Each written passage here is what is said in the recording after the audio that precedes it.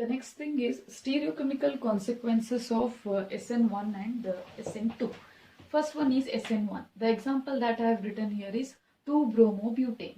So 2-bromobutane, which is attached to 4 different groups, so it is a chiral molecule. So when I carry out a SN1 mechanism for this example, first step is formation of a carbocation takes place. Okay, so the intermediate carbocation is formed in the first step. The second step is the attack of the nucleophile. So here in case of SN1 mechanism, you can see here there is a formation of planar carbocation intermediate. Okay, as a result what happens, the nucleophile is having a chance to attack from both the sides of this carbocation.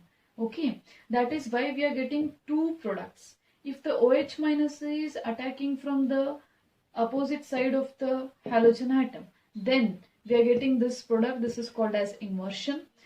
If the OH minus is attacked on the same side of the halogen atom, then the product is called as retention.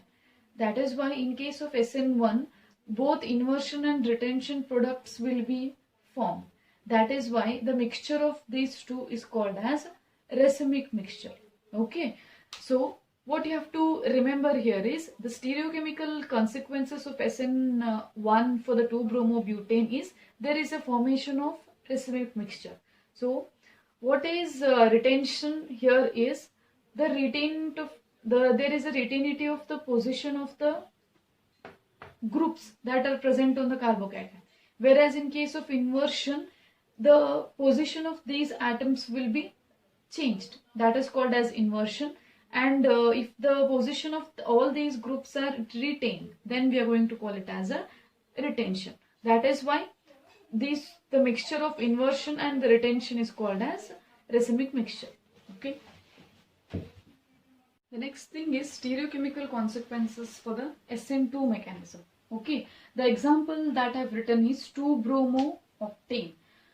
Okay. 6 carbon here, 7, 8. It is attached with 4 different groups. It is chiral in nature. For the SN2 mechanism, you know that it is having a single step. The attack of the nucleophile takes place from the end opposite to the halogen atom. That is OH minus will attack from this. As soon as the nucleophile attacks, how the stereochemistry will be changing here is, you can see these 3 groups, they are present on this side. The moment the nucleophile OH minus attacks this, completely all these groups will be shifted. Means they are inverted. Okay. So that is why in case of SN2 mechanism, we are going to say that there is an inversion in the configuration. These molecules, no, they are inverted. This is also called as Walden inversion. This was given by a scientist, Walden. That is why it is called as Walden inversion. Imagine an umbrella like these 3 groups. I'll write it in this way. Okay, CH3, H and C6, H13. Okay, and then this Br. Imagine this is a handle of the umbrella and the umbrella is opened on this side. Okay, as soon as the OH minus is attacked, completely the OH minus comes here and these groups are completely shifted on this side. Okay, it is exactly the reverse way. That is why it is called as inversion in the configuration. This is known as Walden inversion. Remember, in case of SN1, there is a formation of racemic mixture, whereas in case of SN2, there is a Walden inversion taking place. If they ask you regarding the stereochemical consequences. Okay. After the nucleophilic substitution reaction, the next chemical reaction for the haloalkane that you are going to study is elimination reaction. Okay. So here you are mainly studying the beta elimination reaction. That means whenever any alkyl halides, when you are reacting that with the alcoholic KOH, you are going to get a alkene along with the formation of potassium halide plus water. Okay, Remember, so what are elimination reactions is whenever there are some small molecules like water, HCl, or ammonia like molecules, when they are removed from the reaction and there is a formation of a double bond or the triple bond, so such reactions you can call them as a elimination reaction. Okay, so the example that I have written here is, you can see, this is bromoethane. So when bromoethane is reacting with the potassium hydroxide, that is alcoholic KOH, you are going to get a ethene as a product. Okay, so bromoethane, or it is also called as ethyl bromide. Remember, how do you convert? They may ask you, how do you convert a ethene from bromoethane? Okay, let's see the mechanism, how it is taking place. Okay, the carbon atom to which the Br minus is attached, it is called as alpha. The next carbon is called as beta carbon. So here we have seen that beta carbon, this is called as beta. With the beta carbon is attached with 3 hydrogens. Okay, so 3 hydrogens, they are called as beta hydrogens. So what I am going to do here is this one. I am going to write it as it is. Okay, these 3 hydrogens, this K and OH. The KOH is nothing but K plus and the OH minus. The OH minus, what it does is, the OH minus takes this H. So H is removed in the form of proton, that is H plus. So H plus and OH minus together, they'll be forming as a water. Okay, so H2O I have removed from the reaction. Only this hydrogen is removed in the form of H plus, means the electrons that are present between the C and H, they will shift here. As a result, what happens? A pair of electrons is shifted here, means 2 electrons, they make one double bond. Once there is a formation of double bond here, means the carbon valency here 2, 3, 4 and 5. So this Br minus will be removed from the molecule. So what happens is, there is a formation of double bond, so CH2 double bond CH2 plus Br minus will combine with this K plus to form KBr.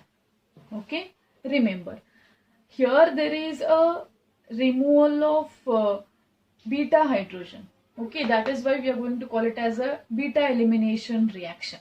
Okay, and then we are removing the hydrogen, we are removing the halogen as well. That is why this beta elimination reaction is also called as dehydrohalogenation reaction.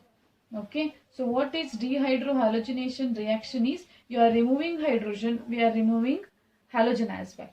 Okay, so the other example for the beta elimination reaction is 2-chloropropane.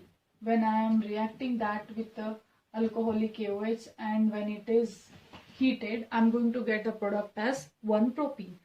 So this is alpha carbon, these are the beta carbon. If I can remove this hydrogen, I am going to get a double bond here. If I remove the hydrogen from this, then I am going to get a double bond between alpha and the beta. So what you have to remember here is, identify the alpha and the beta, and in your product the bond should be present between the alpha and the beta. Okay, this one. So if you remove this hydrogen, double bond will be formed here. You are going to get 1-propene as the product. Here also you are going to get 1-propene as a product. Okay, so KCl, K and Cl combine, and OH and H of this will be combining to form water. Okay. The next example is 2-bromobutane, that I am reacting with the alcoholic KOH. So you are going to get the products like this. So let us see, with respect to this carbon, next is beta carbon, this is beta. So the halogen attached carbon is called as alpha carbon. Okay. So you can remove the beta hydrogen. If I remove the hydrogen of this beta carbon, then what I am going to get here is, double bond will be formed between this alpha and the beta. So CH2 double bond CH, CH2 CH3, that is I am going to get 1-butene as a product. Okay, So if I remove the hydrogen from this particular beta carbon, I am going to get a product 2-butene. That is, double bond will be formed between this alpha and the beta. Okay.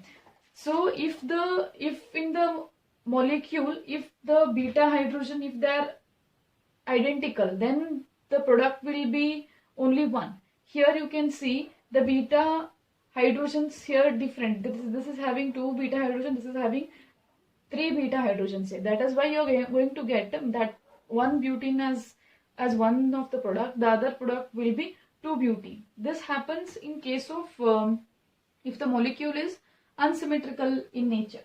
As a result, what happens is you have to follow here one rule that was given by a scientist, Alexander Sazov. Okay, so this is also called as Sazov rule. What the rule says is, out of these 2 products, one will be formed in the major, the other one will be formed in the minor. Okay, so this 2-butene we are going to consider it as a major, that will be formed in the 80% amount, and this will be formed 20%. So why this product is major and why this product is minor according to the Sazov rule is, the alkene which is more substituted. You can see here for this alkene, here one methyl group is present on this side and the other one methyl is present on this. As a result, what happens? The one which is more substituted is considered as a major. The one which is less substituted is called as the minor. Or else you can remember how is, see here, for the double bond, no, both the sides of the double bonded atom, if the equal number of molecules or if that is more substituted with the alkyl group, that you have to consider it as a major one. Okay, so this one you have to follow when you are getting the 2 products. Okay, then you have to apply this Sazov rule. Last chemical reaction that you are going to study for the haloalkanes is reaction with the metals. Reaction with the metals mainly like sodium, magnesium. Okay, you are having the reactions involving the sodium and the magnesium metal. Already you have learned it, the reaction with the sodium in your earlier classes. Okay, first reaction is reaction with the sodium. Okay, this was given by a scientist Woods. So this reaction is also called as Woods reaction. So what we are going to do in this reaction is, whenever 2 molecules of alkyl halides, when they are reacting with 2 atoms of sodium in presence of dry ether, so what you are going to get is, you are going to get a higher alkanes along with the formation of sodium halide. Okay, let's see this reaction with example. I have written here is bromoethane. So when this bromoethane is reacting with the sodium, see 2 molecules of bromoethane I have taken. Okay, so when these 2 molecules of bromoethane, when I am reacting with the sodium atom, remember one of the sodium atom will combine with 1 Br of one molecule, another sodium will react with another halogen atom of the alkene. So NaBr and NaBr, so total 2 NaBr molecules will be removed. What is left in the reaction is CH3 CH2 and here CH2 CH3. These 2 molecules or these 2 R group, that is alkyl molecules, will combine. So CH3 CH2 and this CH2 CH3. Okay, 1 2 3 4 carbon. This is called as butane. You can see here is 2 carbon product we had taken. We got the product as 4 carbon. That is why it is called higher alkane formation is taking place. One important thing you have to remember here is, this is generally applied to prepare only symmetrical alkenes. So do comment me why this Woods reaction is only used for the preparation of symmetrical alkenes. Why we cannot use unsymmetrical alkenes here? The last reaction that you are going to learn in the haloalkanes is, that is reaction with the magnesium metal. Here there is a formation of Grignard reagent will be taking place. So what we are going to do in the reaction is, alkyl halide is reacting with the magnesium metal in presence of dry ether. The reaction is very simple. Just you have to insert this magnesium between the alkyl and the halogen bond. So RMgX is formed. Okay. So the example you can see here, when I react methyl iodide with a magnesium in presence of dry ether, what I am going to get is methyl magnesium iodide.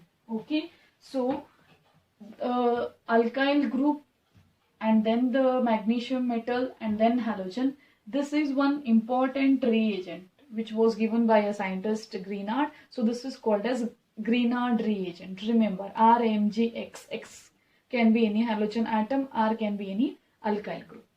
The next example I have written is ethyl bromide when it is reacting with the magnesium. So what you are going to get is ethyl magnesium bromide.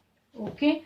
So any alkyl group you can take here and any halogen atom. So these are compounds, whatever they are formed, no, they are called as organometallic compound.